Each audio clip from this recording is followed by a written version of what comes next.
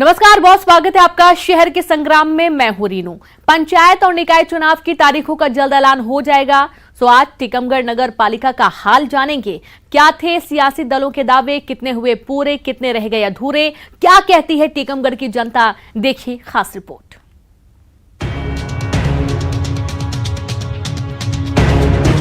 निकाय चुनाव से पहले आज पड़ताल टीकमगढ़ की। टीकमगढ़ नगर पालिका में पिछले 25 सालों से बीजेपी का कब्जा रहा है। दावों के उलट पालिका क्षेत्र में दर्जनों समस्याएं हैं जिनसे टीकमगढ़ वासी दशकों से दो चार हो रहे हैं। कुल 68,490 मतदाताओं वाली नगर पालिका की बड़ी समस्याएं जिनका आज तक कोई समाधान नहीं हुआ। उनमें सड़क, बिजली, पेयजल की किल्लत से टीकमगढ़ की जनता आज भी जूझती है। स्थानीय जनता का आरोप है कि शहर की गलियां नियमित साफ नहीं होती, नालियां भी गंदगी से पटी रहती हैं, जबकि बारिश के मौसम में सड़कें पानी से लबालब भर जाती हैं और रात में स्ट्रीट लाइट भी नहीं जलती। गर्मियों में लोगों को 2 दिन में एक बार पानी नसीब होता है। उनका सोच ये है कि जो उनकी मांगे हैं, जो उनकी जायज़ सोच है, जो युवा पीढ़ी है उसका सोच ये है कि नगर साफ़ सुथरा हो, नगर की सड़कें अच्छी हों, नगर का तालाब स्वच्छ हो और दूसरे जो नगर के विकास के आवागमन के साधन हैं वो ठीक ठाक हों, नगर की ट्रैफिक व्यवस्था दुरुस्त हो, नगर के बाईपास रोड बने। ये लोगों की सोच है और इसके ऊपर जिसके ऊपर उनको विश्वास जमेगा कि ये उम्मीदवार हमारी आशाओं के ऊपर खरा उतरेगा, लोग उसको जितवाने में अपना सहयोग करेंगे। जो विकास हुआ है, थोड़ा बहुत सौंदर्यकरण भी हुआ है, लेकिन धूल मुक्त शहर बनाने की बात थी तो वैसा कुछ नहीं हुआ। मैं वार्ड नंबर 14 का निवासी हूँ और वहाँ पे जल प्रदाय की जो है वो समस्या है। गर्मियों में नल नहीं आ पाते हैं, पुरानी पाइपलाइन है, गंदा पानी। लंबे समय से नगरपालिका की सरकार से दूर रही कांग्रेस के आरोप भी आपको सुनाते हैं। कांग्रेस के हिसाब से विकास केवल कागजों पर हुआ है। नगरपालिका हर साल करोड़ों रुपए खर्च करती है, लेकिन सालों से परेशानियां खत्म नहीं हुई। कांग्रेस से पार्षद रहे संजय नायक कहते हैं बारिश में सड़कों में घुटनों तक पानी भर जाता है, जबकि चौराहों पर बड़ी लाइट हटाकर छोटे छोटे बल्ब लगा दिए गए। शहर का विकास तो सिर्फ देखने के लिए है ऊपरी, बाकी जो शहर के अंदर की समस्या है उसमें नालियां आज भी भरी पड़ी हैं, ना पानी की निकासी हो रही है, ना लोगों को स्वच्छ पानी पीने को मिल रहा है। अभी 4 दिन से बड़ी घाट प्लांट से नल नहीं आए हैं, अभी भी पानी नहीं है लोगों के पास इस भीषण गर्मी में। और नालियों की हालत आप पूरे शहर की देख लें कि किस कदर नालियाँ ओवरफ्लो हो रही हैं।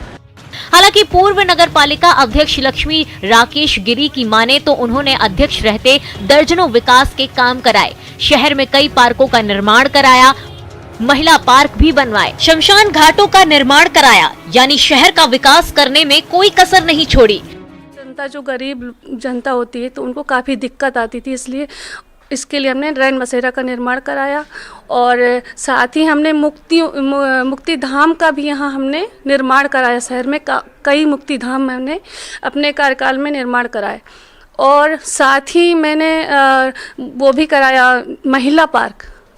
आपने देखा होगा कि ज़िले में कहीं महिला पार्क कहीं नहीं है, तो मैंने महिला पार्क बनवाया और ऐसे मैंने कई पार्क बनवाए।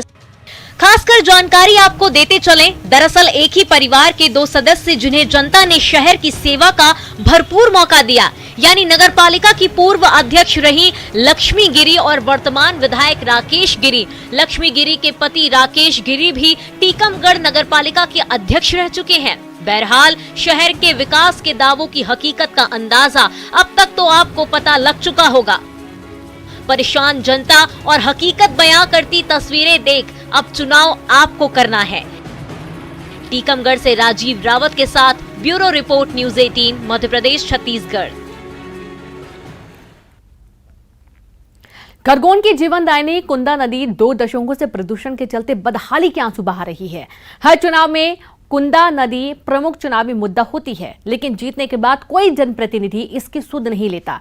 इस बार के निकाय चुनाव में ग्रामीणों ने संदेश दे दिया है कि जीतेगा वही जो वादों पर उतरेगा सही। देखिए एक रिपोर्ट।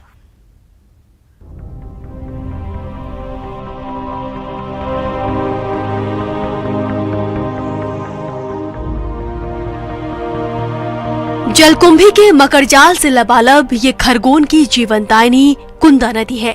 नदी के किनारे मंदिर, मस्जिद और गिरजाघर होने से आस्था के साथ सामाजिक सौहार्द का केंद्र भी है। लेकिन करीब 2 दशकों से कुंदा बदहाली और वादा खिलाफी का दंश झेल रही है। चुनाव के दौरान बड़े बड़े वादे कुंदा नदी को लेकर राजनेता करते हैं। पर्यटन स्थल बनाने के ख्याली पुलाव पकवाए जाते हैं, लेकिन असलियत तो ये है कि कुंदा नदी पर्यटन स्थल बनना तो दूर, अपने अस्तित्व को ही खोती जा रही है। करोड़ों रुपए खर्च होने के बाद तकनीकी खामियों के चलते आज भी शहर की गंदगी इसमें समा रही है। नौका विहार और पर्यटन स्थल तो सपना बनकर रह गया है और हर चुनाव में वोट लेने का मुद्दा कुंदा बनी हुई है।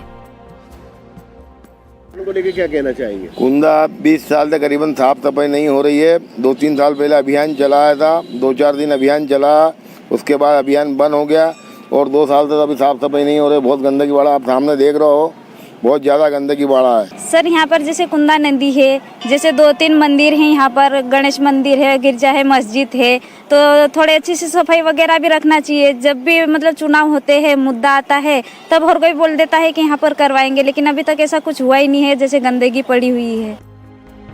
कुंदा नदी के किनारे प्राचीन ऐतिहासिक और प्रसिद्ध सिद्धि विनायक मंदिर होने के बाद भी कुंदा विकास से कोसों दूर है और चुनाव की आहट के साथ ही एक बार फिर से ये मुख्य मुद्दा बन गई है। वहीं विपक्षी कांग्रेस बीजेपी को कटघरे में खड़ा कर भाजपा की कथनी और करनी पर सवाल खड़े कर रही है, तो बीजेपी ने भी जोरदार पलटवार किया है। भाजपा की कथनी और करनी का सबसे बड़ा उदाहरण कि इनकी कथनी और करनी में कितना अंतर है, उसका जीवंत उदाहरण है मेरे शहर की जीवनदायिनी कुंदा नदी। 2 दशक से कुंदा के शुद्धिकरण के नाम पर करोड़ों रुपए खर्च किए, लेकिन कुंदा आज भी बदहाल है। इन कुंदा के नाम पर ये भ्रष्टाचार में डूबे भाजपा के नेता सिर्फ और सिर्फ धन कमाते हैं और जनता को गुमराह करते हैं, क्योंकि इनको जनता से कोई लेना देना है ही नहीं। इसलिए ये कहते कुछ हैं, करते कुछ हैं। ये करते वही हैं जिनसे सिर्फ इनको वोट मिले, ये करते वही हैं जिनसे इनको नोट मिले। वोट और नोट, वोट के लिए सांप्रदायिक ध्रुवीकरण और नोट के लिए तमाम प्रकार के भ्रष्टाचार। अगर कथनी करने में अंतर होता तो हम पिछले 20 साल से खरगोन पर जो भारतीय जनता पार्टी के अध्यक्ष काबिज है और उनके किए गए प्रयासों पर अगर अवलोकन करेंगे तो हमको स्पष्ट लग जाएगा कि ये आरोप बिल्कुल निराधार है। तत्कालीन विधायक महोदय द्वारा स्टाफ डैम बनाए गए और उसमें गंदा पानी रोकना सबसे बड़ा मुद्दा था, इसलिए एक डॉक्टर के द्वारा एक कार्य योजना बनाई गई कि उन पूरे पानी को, जो गंदे पानी जो है शहर का, उसको बाहर निकाला जाए। चुनाव की आहट के साथ ही एक बार फिर कुंदा नदी के अस्तित्व के लिए शोर उठा है, जिसकी गूंज नेताओं के कानों तक पहुंच रही है। वहीं लोगों को आशंका है कि वो जीवनदायिनी कुंदा को देखने वाले आखिरी पीढ़ी न हो जाएं, नदी कहीं विलुप्त न हो जाए। कुल मिलाकर कुंदा को लेकर राजनीति जारी है और कुंदा जो है अपने बदहाली के आंसू लगातार बहा रही है। आशुतोष पुरोहित, न्यूज़ 18, खरगोन।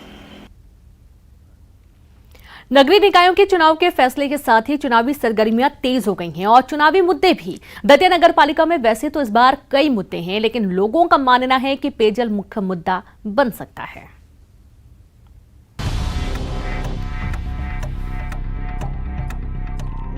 नगरीय निकाय चुनाव की घोषणा के साथ ही दतिया शहर में चुनावी चर्चा और राजनीतिक सरगर्मी आहिस्ता आहिस्ता बढ़ने लगी है।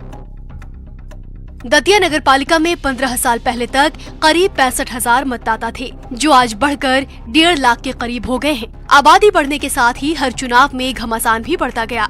2010 तक यहां कांग्रेस का कब्जा रहा। 2010 में पहली बार भाजपा ने जीत का परचम लहराया और 2015 में पहली बार बसपा ने नगर पालिका पर कब्जा किया।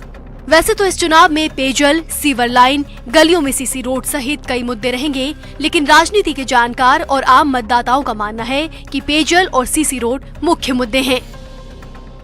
मुख्य मुद्दा जल का और साफ सफाई का रहना। वहीं बीजेपी कहती है कि इस बार मुद्दा सिर्फ विकास का होगा। शिवराज सिंह सरकार में दतिया का चहुमुखी विकास हुआ है। हमारी पार्टी विकास के मुद्दे पर चुनाव लड़ेगी। आज हमारे पूरे प्रदेश में शिवराज सिंह की सरकार और हमारी पार्टी के नेताओं ने पूरे प्रदेश में इतना विकास का एक बहुत अच्छा माहौल बनाया है और विकास किया है। पीछे के वर्ग, सबसे पीछे खड़ा व्यक्ति, इसकी मदद की बात हमारी पार्टी करती है। उसको हम आज धरातल पे उतार रहे हैं और लोगों को लग भी रहा है कि भारतीय जनता पार्टी गरीबों की पार्टी है, असहायों की पार्टी है, सबसे पीछे खड़े व्यक्ति। पेयजल नहीं रहेगा मुद्दा इस बार। पेयजल की समस्या तो हमारे जहाँ हम रहते हैं लोकल में कहीं समस्या है ही नहीं। जब हमारे माननीय मंत्री जी 2008 में आए थे उस समय पेयजल की बहुत बड़ी समस्या थी। सीता सागर में पानी नहीं था और वहाँ से लाने की बात चल रही थी अंगूरी बैराज से, तो माननीय मंत्री जी ने यहाँ पानी लाकर आज दिन में 1-2 बार नल लाते हैं। हालांकि नगरपालिका के अधिकारी समझ रहे हैं कि पेयजल मुख्य मुद्दा बन सकता है, इसलिए उन्होंने शहर के लिए पेयजल योजना तैयार कर ली है। मंत्री नरोत्तम मिश्रा जी हमारे जो गृह मंत्री हैं और क्षेत्र के विधायक भी हैं, उनके सक्रियता के कारण दतिया नगर पालिका को बहुत बड़ी सौगात मिली है 44 करोड़ की अमृत 2 की, जिसमें कि हमारी पानी की 4 टंकियां हैं और 27 किलोमीटर की पाइपलाइन है। इसके अलावा ट्रीटमेंट 5 MLD का ट्रीटमेंट प्लांट है। ये सभी चीज़ें उसी कंपोनेंट में शामिल है। निश्चित ही आने वाले 50 साल के लिए एक कार्य योजना स्वीकृत कराई है और इसके अच्छे परिणाम आने वाले समय में मिले दिखाई देंगे। भाजपा भले ही शिवराज सरकार के कार्यकाल के विकास को लेकर मैदान में उतरे, लेकिन स्थानीय जनता ने ये संदेश दे दिया है कि इस बार दतिया नगरपालिका में उसी को बागडोर मिलेगी जो पेयजल और सीसी रोड की समस्याओं को सुलझा दे। अशोक शर्मा, न्यूज़ 18, दतिया। पन्ना जिले के अमानगंज में शहर के संग्राम को लेकर सियासत गर्मा गई है। कांग्रेस और बीजेपी दोनों ही जीत दिलाने वाले उम्मीदवारों की तलाश में जुट गए हैं। नगर की समस्या को लेकर यहां की जनता मुखर है और ऐसा जनप्रतिनिधि चाहती है जो नगर का विकास कर सके।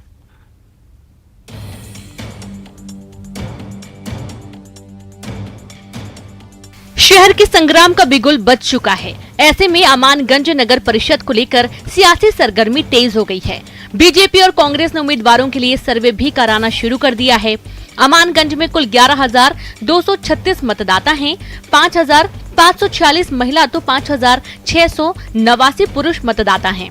वहीं एक अन्य मतदाता भी है। नगर परिषद में कई समस्याएं हैं। ऐसे में समस्या के समाधान के लिए जनता मुखर भी है। ज्यादातर लोग ऐसे जनप्रतिनिधि के पक्ष में हैं जो शिक्षित हो, साथ ही जनता की समस्या के समाधान की समझ रखता हो। चुनाव को लेकर हम यह अपेक्षा रखते हैं कि ऐसा जनप्रतिनिधि चुनकर आए जो मेहनती, ईमानदार, युवा, शिक्षित हो, जो नगर के विकास को लेकर हमेशा तत्पर रहे और हमेशा तत्पर देखा जाए। ऐसा नहीं कि अधिकारियों की कठपुतली बनकर रहे। हम ऐसा जनप्रतिनिधि चाहते हैं जो तेज, सख्त और ईमानदार हो, जो अपने विकास की जगह नगर का विकास करे। हम ऐसा जनप्रतिनिधि चाहते हैं कि जो अमानगंज में एक अच्छा पार्क बनवा सके और अमानगंज जैसे नगर में जो समस्याएं हैं उनको दूर किया जाए। निकाय चुनाव में अपेक्षाएं बहुत हैं, बहुत अधिक समय दिया है। अभी हम लोग ऐसा जनप्रतिनिधि चाहते हैं जो पढ़ा लिखा हो, समझदार हो, हर समस्याओं को, अपनी समस्याओं को लेकर समझे, व्यापारियों की ओर, घरों में, सब में ध्यान दे और बहुत अच्छे से काम करे और चाहेंगे हमेशा वही रहें। 2019 से जनप्रतिनिधियों की बजाय नगर के विकास कार्य नगर परिषद के अधिकारी और प्रशासक के भरोसे चल रहा है। हालांकि अब चुनाव होने जा रहे हैं। ऐसे में लोगों को उम्मीद है कि चुनी हुई शहर की सरकार उम्मीदों पर खरा उतरेगी। कुछ लोग जाम की समस्या का जिक्र कर रहे हैं तो कुछ मंडी की मांग कर रहे हैं। साथ ही कुछ लोग पार्क भी चाहते हैं। बार अच्छा अध्यक्ष आना चाहिए, तेज और तर्रार, जो विकास को लेकर मुद्दा रखे। अच्छा पार्क बने घूमने के लिए, जाम नहीं लगना चाहिए चौराहे पे और ये मंडी मिलना चाहिए, सब्जी फल फ्रूट लगनी। युवा शिक्षित जनप्रतिनिधि चाहिए जो गाँव का विकास करे, तो मतलब सिस्टमेटिक ढंग से दुकानें लगवाएं, जाम की स्थिति बनती है उसको सही करवाए और गांव का विकास करे अच्छा। शहर के संग्राम के लिए एक तरफ उम्मीदवारों ने कमर कसना शुरू कर दिया है, साथ ही दावेदारी भी पेश करना शुरू कर दिया है। दूसरी तरफ जनता है जो ये देख और परख रही है कौन उनकी उम्मीदों पर खरा उतरेगा। हालांकि आने वाले दिनों में स्थिति और साफ होगी जब राजनीतिक दल उम्मीदवार अपने तय कर देंगे। संजय तिवारी, न्यूज़ 18, पन्ना। 1983 में अस्तित्व में आए सागर नगर निगम की क्या स्थिति है, आइए इसके समीकरण को समझते हैं। जहां प्रत्यक्ष चुनाव में 3 स्थायी महापौर चुने गए, तो वहीं अप्रत्यक्ष रूप से हुए चुनाव में 5 महापौर चुने गए।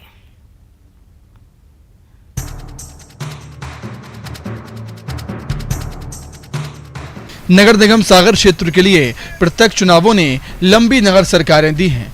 साल 2000 से शुरू हुए प्रत्यक्ष चुनावों ने 5 साल के 3 स्थायी महापौर दिए। राजनीति के पन्ने पलटें तो साल 1983 में सागर के नगर निगम बनने के बाद से साल 2000 तक 5 महापौर रहे। इस बीच नगर निगम में प्रशासक भी तैनात रहे। शुरुआती वर्षों में 1 से 1.5 साल ही महापौरों का कार्यकाल रहा। विशेषज्ञों की माने तो राजनीतिक दलों के तत्कालीन पदाधिकारियों ने ज्यादा से ज्यादा कार्यकर्ताओं को प्रमोट करने के लिए औसतन 2 साल तक ही महापौर बनाकर रखा, जबकि परिषद का कार्यकाल 4 साल का रहता था।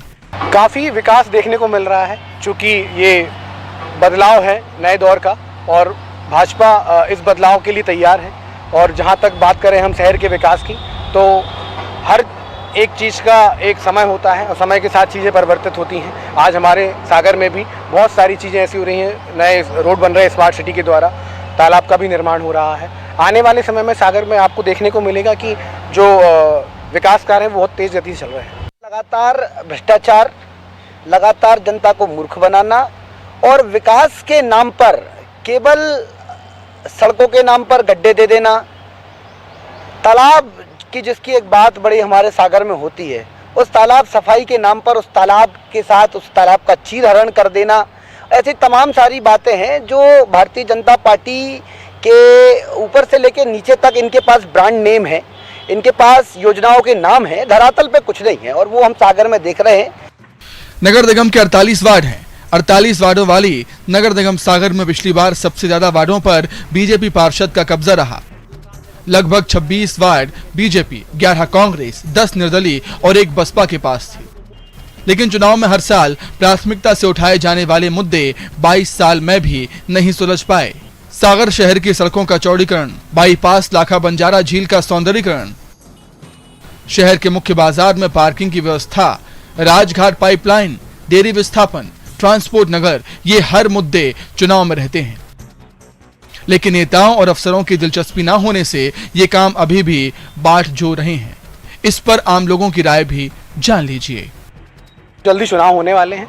जहाँ तक हमारे भाई ने बात की कि बीजेपी में ब्रांडेड नेता है, तो हमारे यहाँ तो अभी मात्र 15-20 साल हुए। यहाँ तो केवल 60-70 साल से ब्रांड ही ब्रांड का नेता था। क्या हुआ विकास आज? क्या हुआ इतने सालों में? आज विकास हो रहा है, आज सागर बदल रहा है। युवा देख रहे हैं कि कौन सी चीज़ कहाँ होनी चाहिए। आज सड़क देख लो आप, स्मार्ट सिटी की चौड़ीकरण हो रहा है, हर चीज़ में विकास हो रहा है। कोई भी चीज़ होती है समय लगता है। ये सरकार जो है अपनी मनमानी में लगी है, जनता की ओर ध्यान नहीं दे रही है।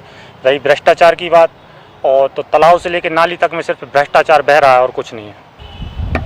बीजेपी और कांग्रेस के नेताओं के कई दावे और वादे हैं जिनके साथ वो आने वाले महापौर के चुनाव में जनता के बीच में जाएंगे। आज के लिए बस इतना ही। तमाम बड़ी खबरों के लिए देखते रहिए आप न्यूज़ 18 मध्य प्रदेश छत्तीसगढ़।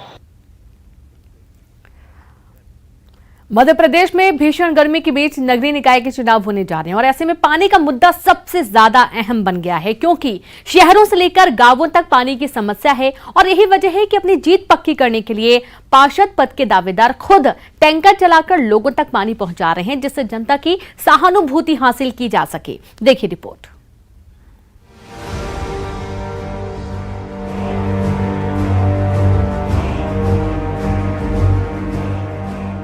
प्रदेश के साथ इंदौर भी इन दिनों पेयजल संकट के दौर से गुजर रहा है। लोग पानी के लिए परेशान हैं, लेकिन उनकी परेशानी को नगरीय निकाय चुनाव की आहट ने कम कर दिया है।